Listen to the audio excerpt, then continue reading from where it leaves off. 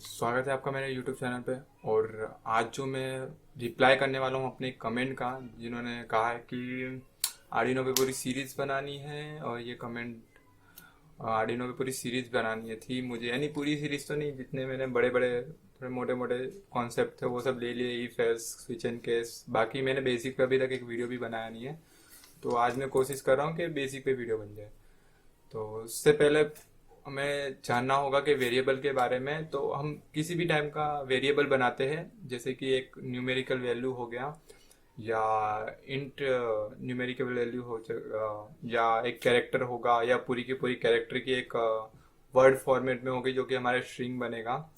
और इस टाइप के हम वेरिएबल का यूज़ करते हैं। और वो वेरिएबल किस डेटा टाइप के बनते हैं वो याद मेन तो होता है हमारा। तो हम डेटा टाइप्स पहले देखेंगे कि हमारे किस किस टाइप के डेटा टाइप होते हैं। तो इंट हुआ, मोस्टली लोग इंट यूज़ करते हैं, कैर यूज़ करते हैं। फिर अब इंट यूज़ करना और अनसाइन इंट यूज़ करना। अब जैसे इंट तो सुना है आपने, अनसाइन इंट ज़्यादातर यूज़ नहीं करते लोग। अब अनसाइन इंट और इंट में क्या फ़र्क है? और दोनों बाइट सेम होती है।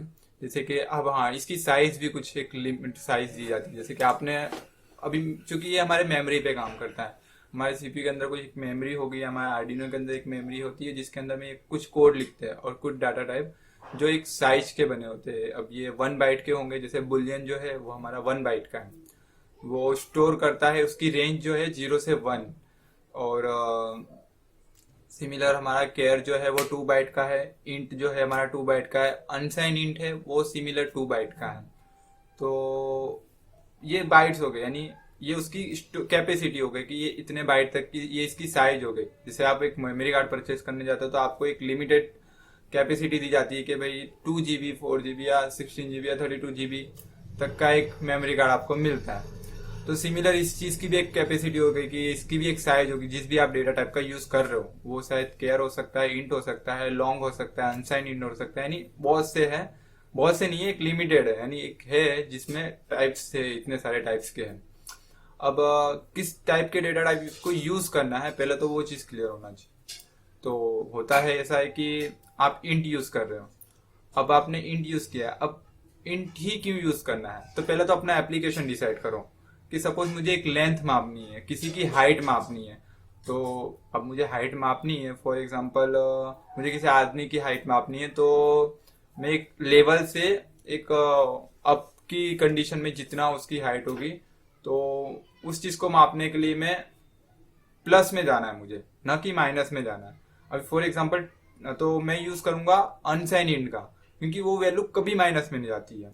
0 से स्टार्ट होती है 65,535 तक की उसकी रेंज है, 65,535 तक की उसकी रेंज है। 0 से स्टार्ट होकर इतने रेंज तक वो जाता है, जो कि प्लस में ही आएगा, ये कभी वैल्यू आपकी माइनस में नहीं शो करने वाली है। तो ऐसी सिचुएशन या ऐसी एप्लीकेशन में आपको यूज करना पड़ता है अनसाइन इंट। अब ये तो होगा, मैंने लॉन्ग शॉर्ट उसके लिए बता दिया कि आपकी आपको इतना लंबा हाइट या वगैरह नहीं मापना है, पर फॉर एग्जांपल बिल्डिंग की हाइट हो गई, या कोई एक ट्री हो गया जिसकी हाइट आपको मापनी है, और वो शायद या सेंटीमीटर जो भी आप स्केल में रखते हो, तो उस हिसाब से आपको कौन से डेटा टाइप के यूज करने हैं वो आपके एप्लीकेशन पे डिपेंड करता है। फॉर एग्जाम्पल अगर मुझे टेम्परेचर मापना है, तो टेम्परेचर की रीडिंग तो माइनस में भी आती है, प्लस में भी आती है। अब तो ऐसे एप्लीकेशन, ऐसे टाइम पे किस टाइप के डेटा टाइप को यूज करना है आपको?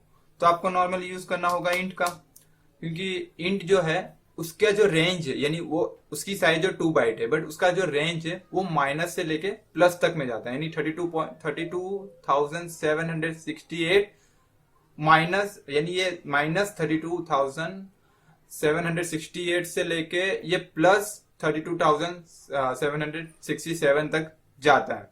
ये प्लस और माइनस के बीच में दोनों में ये रीडिंग आपको शो कर सकता है। अगर आपको -32 बताना है, या -2 बताना है, या -1 या 0, तो आप माइनस की वैल्यू को भी इंट में यूज कर सकते हो। बट अगर एप्लीकेशन अगर प्लस में ही जाना है आपको, तो आप यूज कर सकते हो अनसाइन इंट का। तो इंट का कब यूज करना है, अनसाइन इंट का यूज कब करना है, वो चीज हो गई। और आपके डेटा की रेंज बहुत ज्यादा है, यानी आपके जो भी आप एप्लीकेशन है उसका रेंज बहुत ज्यादा है, उसको वैल्यू बहुत ज्यादा आपको शो करनी है। तो आप यूज कर सकते हो लॉन्ग का। और लॉन्ग में सिंपल है कि उसमें भी माइनस और प्लस, यानी आपका जो रेंज है वो माइनस से लेकर प्लस तक में जाता है।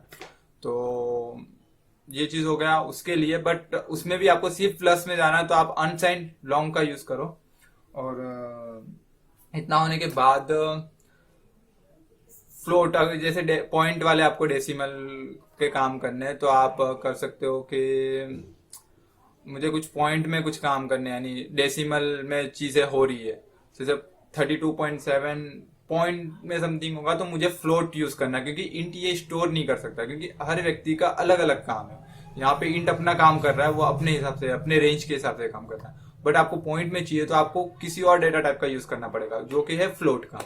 अब फ्लोट यूज करोगे, और पिछले वीडियो में जिसमें switch case if else statement वाला जो भी वीडियो है उसमें मैंने ये चीज बताई है कि मैंने, हाँ, आर्डिनो कैलकुलेटर जो मैंने सीरियल मॉनिटर के अंदर बनाया है, यानी सीरियल मॉनिटर की मदद से हम मल्टीप्लिकेशन, डिवीजन, प्लस माइनस जो भी करते हैं, उसमें मैंने बताया कि आप कब इंट यूज करते हो तो आपका आउटपुट क्या आता है, और अगर आप फ्लोट यूज करते हो तो डिवाइड करने पे आउटपुट आपका डेसिमल में आ जाएगा, यानी पॉइंट के साथ पॉइंट के साथ आ जाएगा। तो ये चीज है। अब बढ़ते हैं। अब फॉर एग्जांपल मुझे देखना है कि यहाँ पे मेरे को दो चीज दी गई है, एक वॉइड सेटअप और दूसरा वॉइड लूप।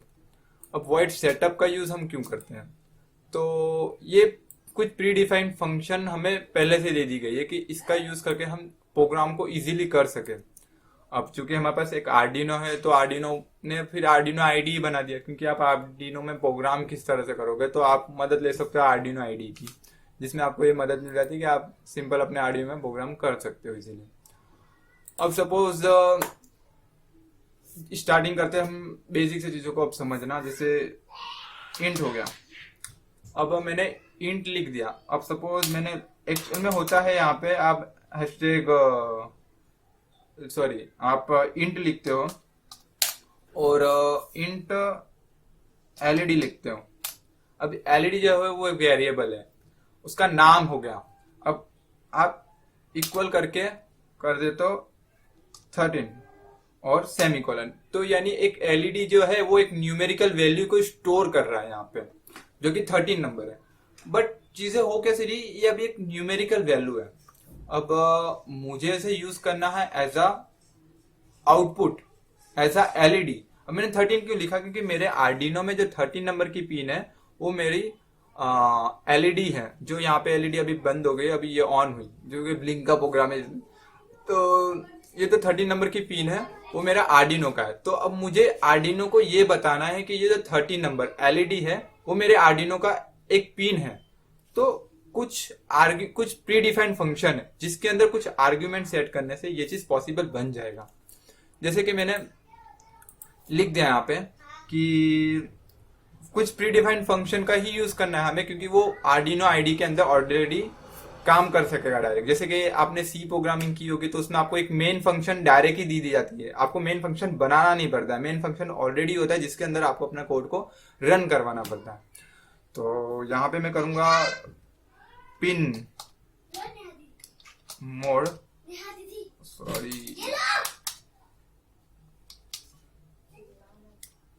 पिन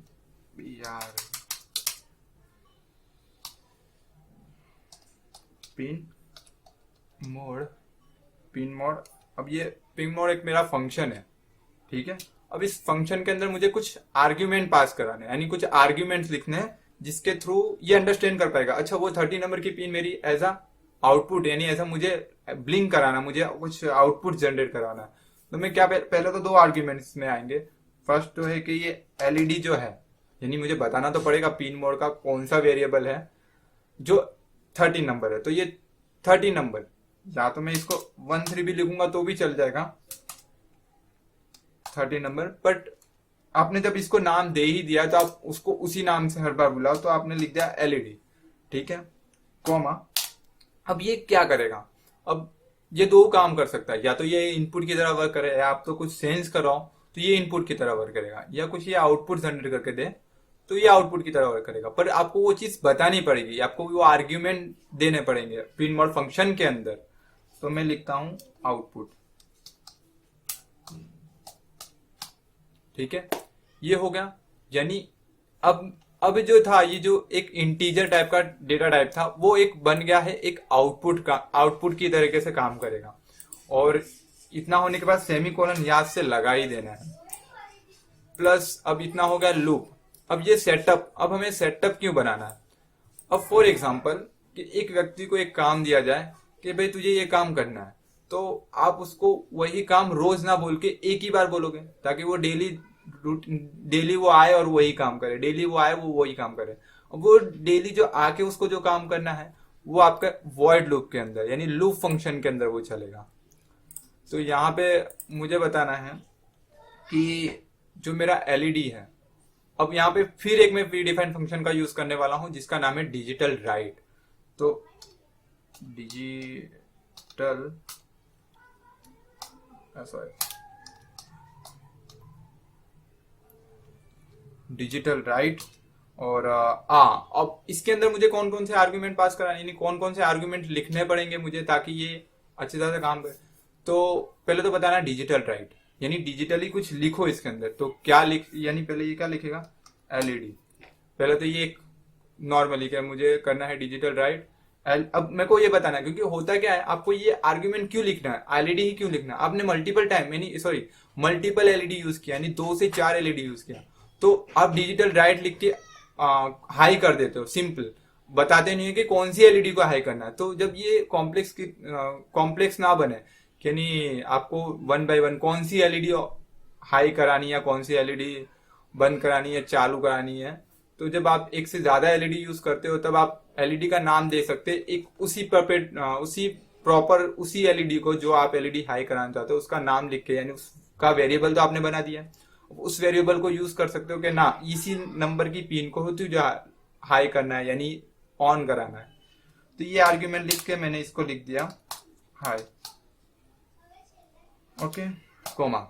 अब एक और फंक्शन का यूज करूंगा मैं, डिले फंक्शन, जिसके अंदर मैं अब इसके अंदर एक नंबर दे सकता हूं। फॉर एग्जांपल मैंने 1000 लिख दिया, एक 1000 मिली सेकेंड। और यही चीज सिंपल हम कर लेंगे, कॉपी एंड एंटर करके पेस्ट। अब यहाँ पे हाई है, मैं इसको कर दूंगा लो।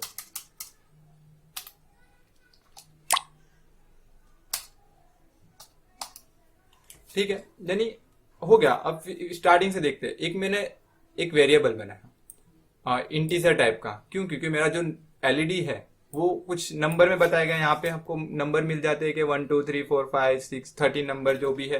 तो 13 नंबर पे जो एलईडी है वो मैंने लिख दिया, पर मैंने उसको क्या बता दिया कि जो एक फंक्शन का यूज करके, पिन मोड फंक्शन का यूज कर देगा, जो एलईडी है हमारा, जो अभी हमारा एलईडी है वो एज ए आउटपुट की तरह काम करेगा। और ये हो गया सेटअप में, यानी मैंने एलईडी को बता दिया कि भाई तुझे हमेशा के लिए एक आउटपुट की ही तरह काम करना है, बट तुझे क्या करते रहना है, यानी तुझे लूप फंक्शन में मेरे को बताना पड़ेगा कि तुझे डिजिटल राइट करना है, एलईडी को हाई करना है 1000 मिली सेकेंड के लिए, यानी 1 सेकेंड के लिए। और सिमिलर उसके बाद तुझे करना है, यानी लाइन बाय लाइन कोड जब रन होंगे तो उसके बाद तुझे क्या करना है, 1000 सेकेंड तूने हाई रहा, 1000 सेकेंड तुझे लो रहना है, वापस 1000 सेकेंड तुझे लो रहते रहना है, यानी कि लो ही रहना है, अगेन तुझे लूप में जाना है।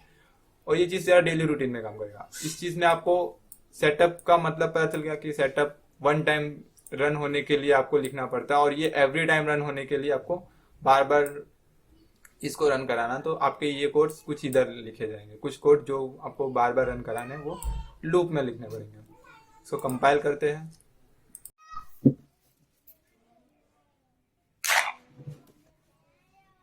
तो हमारा कोड इतना लिख चुके हैं, जहाँ मैंने जैसे बताया ही है कि पहले तो एलईडी 13 नंबर की पिन है और सब हो गया है। अब इसको खाली अपलोड करते हैं और ये अपलोड हो गया है। और जो कि हमारा एलईडी 1 सेकेंड के लिए ऑन और 1 सेकेंड के लिए ऑफ हो जाएगा। तो अब मिलते हैं नेक्स्ट वीडियो में for loop, while loop, while, for और डू वाइल लूप के साथ। अलग अलग होगा, पार्ट में होगा वीडियो। और अगर आप चैनल पे नए तो सब्सक्राइब करो चैनल को। मिलते हैं नेक्स्ट वीडियो में, तब तक के लिए बाय बाय।